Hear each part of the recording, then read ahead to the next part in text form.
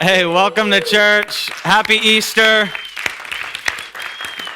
Hey, it is good to have you here. If you are newer here, my name is Scott. I'm the lead pastor here, and we are Belong Church, and our mission here is that all of us, no matter who you are, no matter what your background is, that you'd recognize you belong in Christ, you belong in community, and you belong in the Great Commission, that God has something amazing in store for your life when you stop relying on yourself, but you start trusting Him. So as a church, we've been just going through a book of the Bible, and that's kind of what we do here. We find it very valuable to just say, okay, what does God's word have to say? And let's just take it from one verse to the next and onward. And we have been going through the book of Acts for a while now. If you've been counting, it's been some time. But we found it valuable to stop and really see what is God saying. And we're kind of still doing that today. So I just want to give you kind of a refresher or kind of catch you up. If you haven't been on this journey with us, the book of Acts is a story about everything that happens after the death, the resurrection, and the ascension of Jesus Christ. It's about the church. It's about you and I. It's about what does this mean now moving forward in each of our lives. And what we see through this is they're in hiding and they're waiting as Jesus instructed them to wait until the Holy Spirit arrives. And they're waiting, they're praying, and then in Acts 2, the Holy Spirit dwells within the believers and just God shows himself in a mighty way. Just a reminder for us that it is not by your own strength or your own power, but the Holy Spirit that exists, that dwells within every single believer, no matter who you are. If you've repented, turned to Christ, you are filled with the Spirit of God and He works in your life. And then we start to see that play out. We see them travel different places from Jerusalem to Judea to Samaria to the ends of the earth. They start going to modern day Turkey to Greece. All this stuff is happening, and they start to follow a guy named Paul.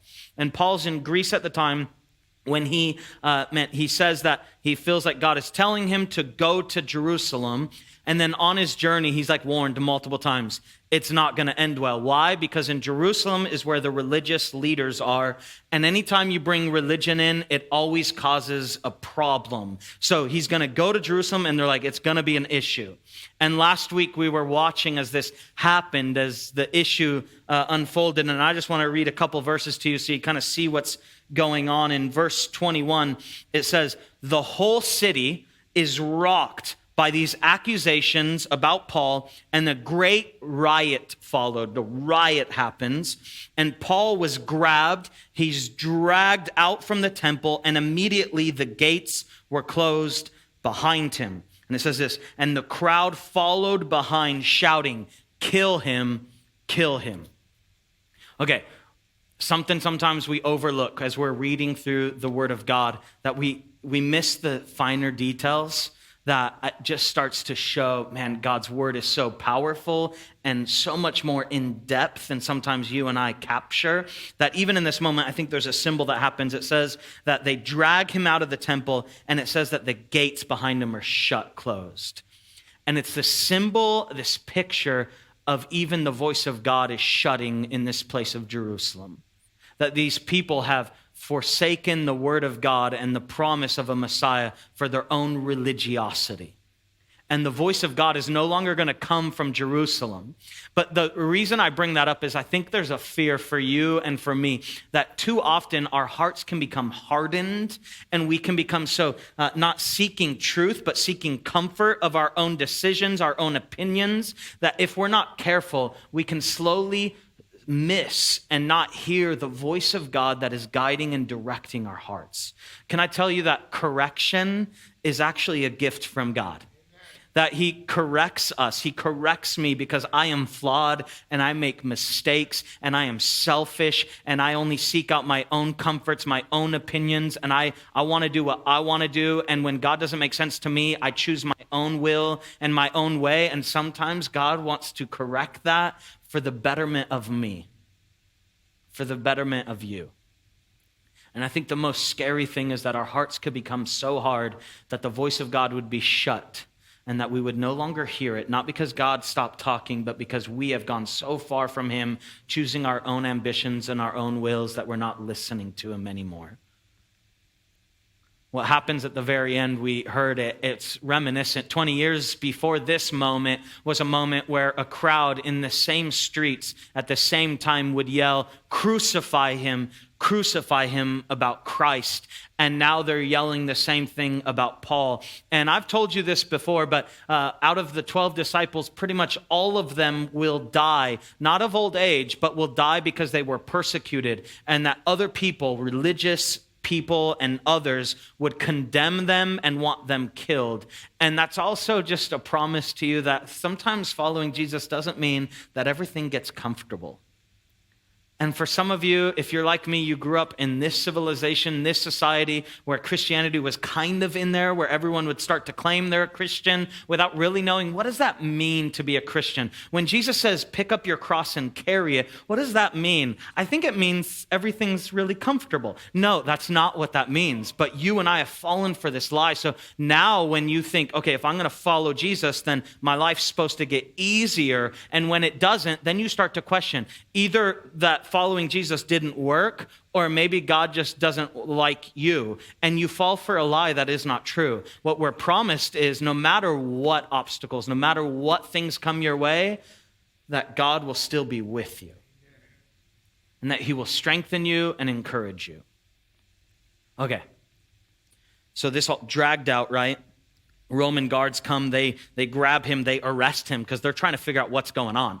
When a riot happens, you're just trying to figure out what's the issue. Why are so many people yelling that they want Paul dead? What's going on? So they start interrogating questions. And there's this moment, if you will, it's almost like a trial where Paul now has a turn to speak. And he's going to speak not just to the Roman officials, but he's going to speak to the crowd. And in verse 1 of chapter 22, he says this: brothers and esteemed fathers. Now, I can promise you one thing right now. If you were to drag me out of here right now, and when they say drag, they're talking about they're kicking them, they're punching them, they're bruising them, like all this stuff, and you're yelling for my death, and you drag me out here, I promise you I would not refer to you as brothers and esteemed fathers. I can guarantee I'd call you some other names, but we'll keep it out of here for now. And he introduces it this way. He says, listen to me as I offer my defense. And when they heard him speaking, he's speaking in their own language. So he's speaking to the religious people, and the silence grows even greater. And he says, listen to me as I offer this defense. He doesn't back down. He doesn't go like, hey, I think misunderstanding, maybe off on the wrong foot. Let's solve this. He offers his defense. Now, for them, often you would see the Christians offer a defense, and what it would be is that they would begin to reveal to them, hey, the Old Testament doesn't negate the New Testament. The Old Testament promises what God is going to do. The religious people, they loved and valued the first couple books of the Old Testament. That's what they lived by. That was God. Now, when these people start to share, hey, everything that God spoke of before is fulfilled through Christ. They didn't get it. They didn't like it, but he's starting to reveal it. Over 300 prophecies in the Old Testament are fulfilled through Christ in the New Testament. Things like where he would be born and how he would be born, also how he would be executed and killed, and also what would happen after that, and everything in between. All of this, hundreds and hundreds and hundreds of years said, now fulfilled. That alone should just astound us, and like, man, there is such reliability in this. He offers this defense. For us in our society today, like me, growing up in college, that's a weird way to say it. I went to college and I was getting my philosophy degree. And most of you would be like, why would you do that? And it was the only subject that I think I could get through for the next 4 years. So that was the subject I chose. Just get my degree and pass that. We'll figure it out, God. And I went to a secular school. And that means that you're going to have debates in philosophy about the existence of God. And the people on the other end of that debate are not going to believe what I believe.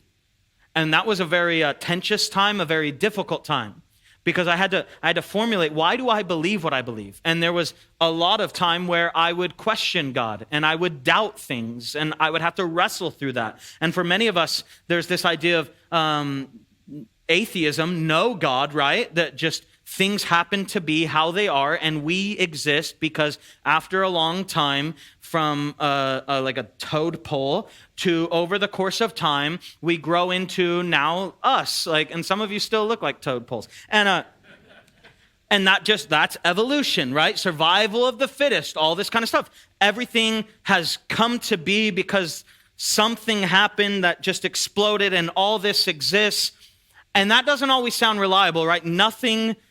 Something came from nothing is very irrational thinking. But also just if you start to do the scientific proof of the different things that exist in our life, like your heart, when you're a child in your mother's womb, there's this like area that's closed off, and it's your mother's heart that is beating the blood through you. But then as you grow, then all of a sudden that opens up, and now your own heart is pumping the blood through your own system at a certain specific time. From the moment of also knowing that if this earth was just a little further or a little closer to the sun, you and I would not be here. All these different things. There is an intelligent designer that we can clearly see exists. Like, that is a defense against atheism, but often we struggle through it because why? Me in college, man, how does God make sense in my head? And all the time I'm struggling through this. How is this possible? How can things like evil happen? How can things like murder happen? How could God allow these things? So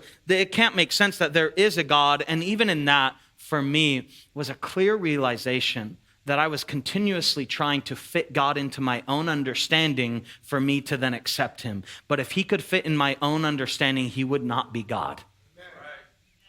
But then there's this other struggle. Nowadays, like a lot of people will be like, no, I'm not atheist. I'm like agnostic. Like there is something. I just don't know what that thing is. So see you later. And like they don't do anything with it. And that's not a very reliable source to just go, no, something must exist, but I'm just going to go exist however I want to. And what do we do with this information? We can't just abandon it. We have to seek it out. Paul gives this defense. He's speaking to a bunch of religious people. They believe in a God, but they don't believe in Jesus as God. So he offers this defense. For us today, you believe in something. You believe that you're just happenstance, or you believe that there's something, but you're not willing. Why? Because often when we have to be willing to seek truth, that means we have to be willing to surrender to what we discover. Right. And we don't want to do that. There's this story that Jesus shares. It's a famous story. You likely have heard this story before. It's a story about a son.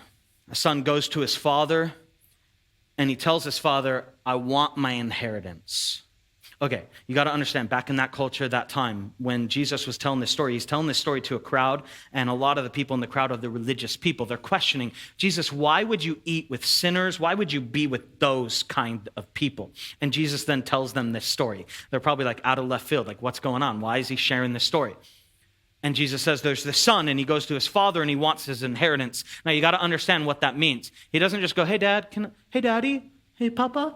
He doesn't go like, hey, can I just get some money? No, he goes and he says, I want my inheritance, which in turn is saying, Dad, you're dead to me. Because the only way that a son gets his inheritance is when the father is dead. But he goes to his living father and says, you're dead to me. I want my money and let me go.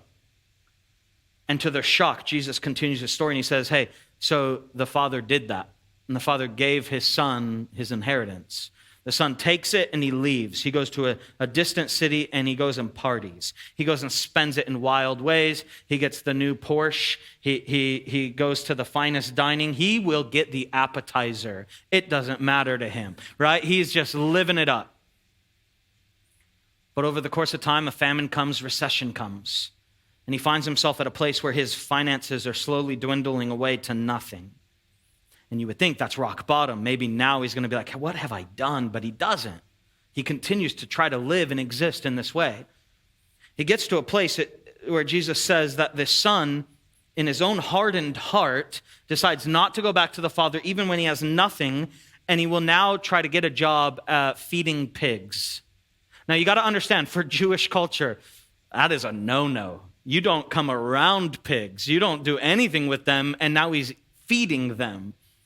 They would be disgusted. The Jewish religious people hearing this story this son was already horrible. Now he's just dead to us, like he's done for. Jesus continues to say, man, this son, he had no money. It was could barely survive. He finally found himself at a place where he's so hungry that the food that he's feeding the pigs, he looks at and he takes some, and even the food for the pigs that is rancid, maggots crawling through it, he's so just rock bottom, he will begin to eat to bring some substance to his own body. And they're just, now you got to imagine, they're just like, this son is a loser. What a horrible sinner. And then Jesus says, he finally, in this moment, as he's doing that, he stops and he goes, I could just go back to my father. Now, that sounds really nice, but you got to understand what he's thinking. He's going, I could just go back to my father. I will not be welcomed as a son again, but I could go back and be an employee. My dad has many employees and they have room and board. That means they have a place to sleep and they have food to eat. That would be even better. If he didn't pay me anything, but he gave me those two things, man, my life would be far better than it is right now. Maybe I'll just go back there. And Jesus shares, he finally, he gets whatever he has and he starts to make the journey back to where he grew up, back to his father. And it says, a long distance off, the father sees the son far away. The father runs to the son, embraces the son, and then yells to all his employees, all his servants. He goes, hey, my son who was dead is now alive. Like, we're going to celebrate. We're going to party. He's like, hey, get that calf, like that fat one, the really delicious one. Kill it. We're eating tonight. We're having a party, right? This is what I'm excited. My son is home. This is an amazing response. Remember, the crowd listening are like, why would the father respond that way? There is no reason he should do that. And he goes, no, we're going to have a party, a celebration.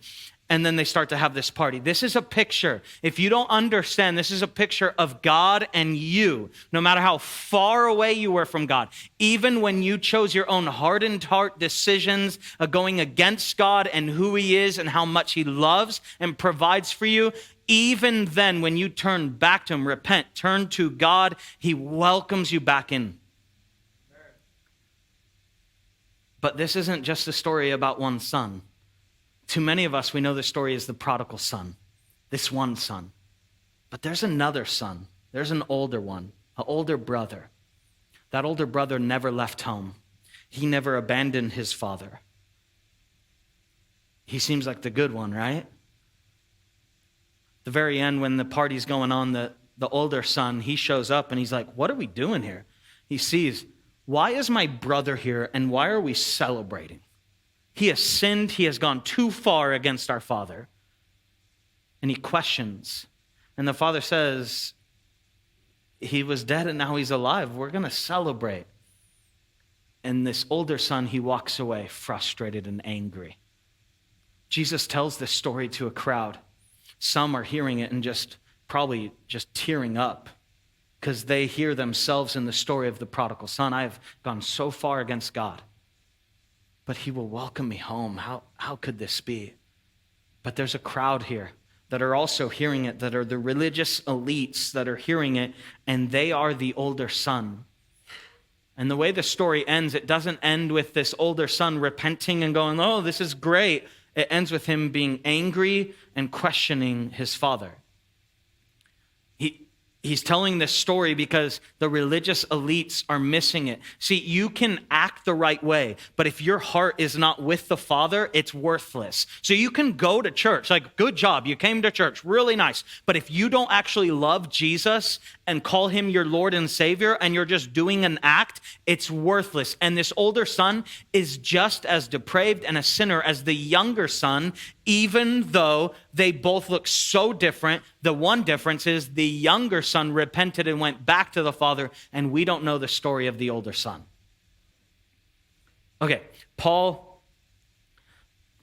speaking to this crowd. Remember, just like Jesus with this prodigal son story, there's the religious elites, there's the others, the Gentiles, the disciples are there, likely a couple of them, and he's speaking to all of them, and he continues. And it says this, then Paul said, I am a Jew born in Tarsus, a city in Sicily. I was brought up and educated here in Jerusalem under Gamaliel. As his student, I was carefully trained in our Jewish laws and customs. I became very zealous to honor God in everything I did, just like all of you today. And I persecuted the followers of the way, the Christians, hounding some to death and arresting both men and women and throwing them in prison. Paul continues for the next 15 verses. And what he's doing is he's telling his testimony. Now, some of you, testimony is a very Christian word. Sometimes it could be a very legal word, right? Like share what you experienced, share what you witnessed, because you're a witness on trial for this.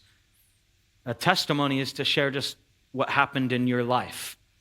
Paul will tell his testimony, share what happened in his life. He starts from the very beginning. I grew up here, but I was raised up and educated under, and he names a name. He name drops, right? And for us, we don't really know what that name is, but that name is a highly respected Jewish religious elite that would train up others. Paul was being trained up to be one of the most elite Jewish leaders. Paul tells his testimony. This is not the first time. Paul, in total, will tell his testimony 6 times in the New Testament. No other testimony is told more other than, obviously, the ministry of Jesus. Why does Paul say it so many times? I think, 1, because it's very important to understand the power of his story. I think, 2, because Paul walks into every room. Remember, Paul was a zealous religious leader, and he would persecute, even murder Christians. He acknowledges it with his own words, and he says, this is who I was, this is how I lived. I was rising to the top of religiosity, and I was going to be one of the greatest leaders, and they knew that. He was being groomed to be the best. And then he goes, and I murdered, I attacked, I imprisoned Christians for just being Christian. And he goes, this is who I was. So every time he walked into a room, now that he has an experience on the road to Damascus, Acts chapter 9, he encounters Jesus, he repents, he turns to Jesus, he's baptized, and now he's saved by God, and now he's used by God. We see a calling in his life where he's going to now go and share. He'll go to Turkey, he'll go to Greece, he'll go to Rome, he'll go all over the place sharing the gospel of Jesus Christ. But you got to remember, every time he walks into a new church in a new city where he meets with Christians, they're likely for a second like, whoa, hey, who are you? And he's got to tell his testimony again. You know me because I persecuted you. But here's what God has done in my life. The reason this is important is to understand the power of his story. The power, you got to understand this, there's no rational reason why Paul, who is going to be one of the greatest leaders in Jerusalem, would abandon all of that and become a sect of people that will be persecuted and murdered for sharing the gospel. There is no reason why he would choose that type of lifestyle, from the greatest of things to the worst of things in society at that time, other than the grace, the power, and the mercy of God. So his story is just a picture of the gospel. And there is nothing important or powerful in Paul. It's in what Christ has done. So his testimony isn't powerful because Paul's like, no, look at me now. It's powerful because look at the grace of God. Look at what it can do. Someone that you would have written off so clearly from being a Christian is now redeemed and called a son in the Father's house.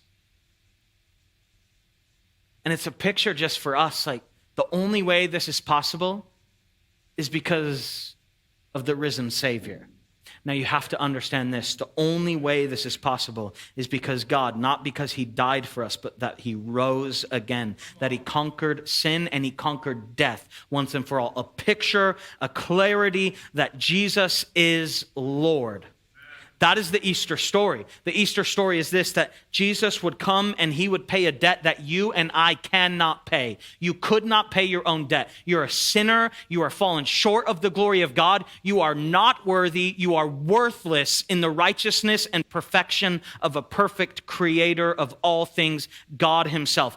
But while you were still a sinner, Christ died for you. He reconciles you back. While you were still a long way off in your own forsaken state, God would run to you and bring you back in and call you a son and a daughter. And it's whoever repents and turns to him and puts their faith in Jesus is saved.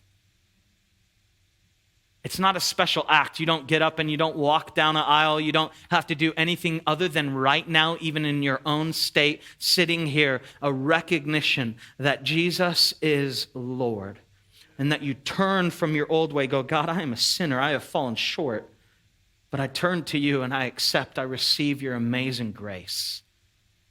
And here's what we're told. You are saved by his amazing mercy and grace. That is the power of a story. Not what you have done, but what God has done. Here's the thing.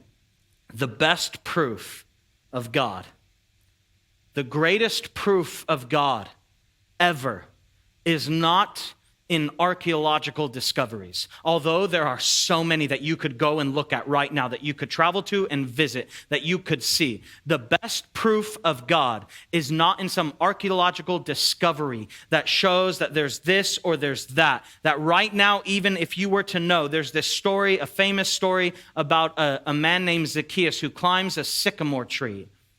And if you even knew this, there is only one place where that sycamore tree is known to grow in the entire area of the Middle East. And it's in that one city where this story is told. Like even that is just another discovery that the word of God doesn't contradict or it doesn't go against itself and it doesn't speak falsities. That the greatest proof of God is not in historical facts.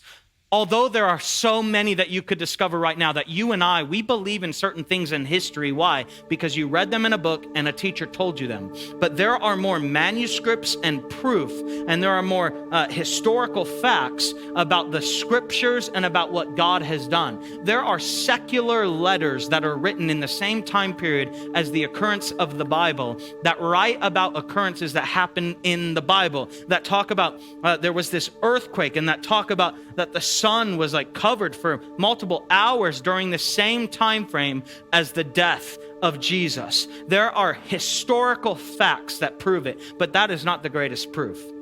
The greatest proof is not even that the manuscripts and their reliability, that right now as you open your Bible and you look at it, that you would know this, that there are thousands, hundreds of manuscripts that are lined up together and that are looked at and to go, where is contradiction? Where is a problem before they ever enter here? And there aren't any. There are no other manuscripts that have this type of reliability. They're not even come close. That you and I, we trust certain things that we read about, and they have far less proof and data than the scriptures do. But we still, that is not the greatest proof. The greatest proof of God is your story. God says, God shows it all the time. Tell them, show them. Tell them what God has done. Tell your story. The greatest proof of who God is and what he's done is your story. That right now, I just encourage you, if you are a follower of Jesus, the greatest thing you could ever do, we are called to it, we say it, belong in the Great Commission, to go and make disciples, share the gospel with others that do not know. The greatest thing you could ever do is just share your story. Share the time that God saved you, how you came to a place where you realize that he is your Lord and Savior. Share this story. Just talk about it. Share the story of how God has taken you from where you were and brought you to where you are. That God has brought a way when there seemed to be no way in your life. Just talk about it. People are searching for hope and for meaning. And the greatest thing we can do is just share, what has God done in my life? I was selfish and self-ambitious, and I didn't care about anyone else and their benefit or what could come to be. But God did. He made me humble. He humbled my heart. I was angry and furious at different things that happened in this world and happened against me. But God just poured his peace on my life. I was 20 years in prison, but God turned me from a prisoner to a pastor. I was depressed and I was questioning my own life and if I should still have my own life. But God showed me I am fearfully and wonderfully made. I was lost and I was a sinner, but God has saved me and he has showed me his grace. I was, but he did. I was, but he did, because he is the great I am.